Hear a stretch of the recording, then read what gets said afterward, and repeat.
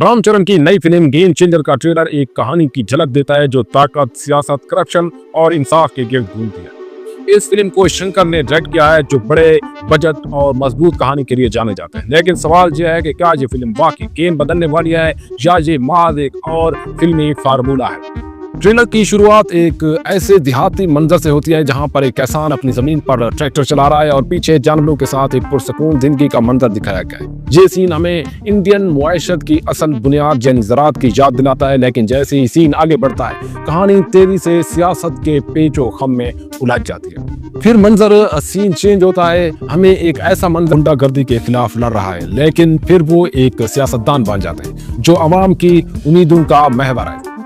ये तब्दीली फिल्म की सबसे बड़ी ताकत और कमजोरी हो सकती है। एक ईमानदार पुलिस अफसर से सियासतदान बनने का सफर फिल्म को दिलचस्प बना सकता है, लेकिन ये भी खतरा है कि कहीं डालने की कोशिश करते हैं। एक सीन में हमें दिखाया करप्शन की जड़ें कितनी ज्यादा गहरी है।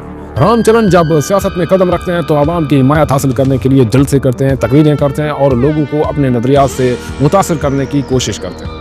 उनके जलसे में लोगों का हजूम उनकी मकबूलियत को ज़ाहिर करता है, लेकिन सवाल ये है कि क्या वो इस मकबूलियत को अपनी ताकत बना पाएंगे या ये एक धोखा होगा।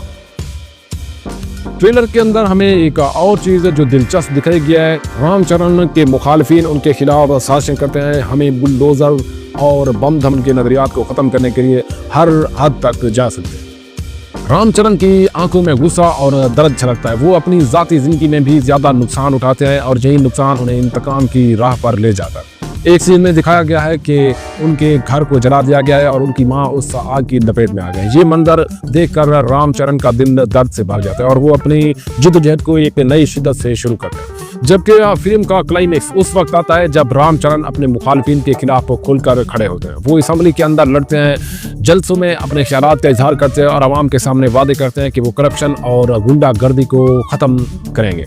लेकिन सवाल ये है कि क्या वो वाकई अपने मिशन में कामयाब हो पाएंगे या फिर उन्हें एक और नाकामी का सामना करना पड़ेगा।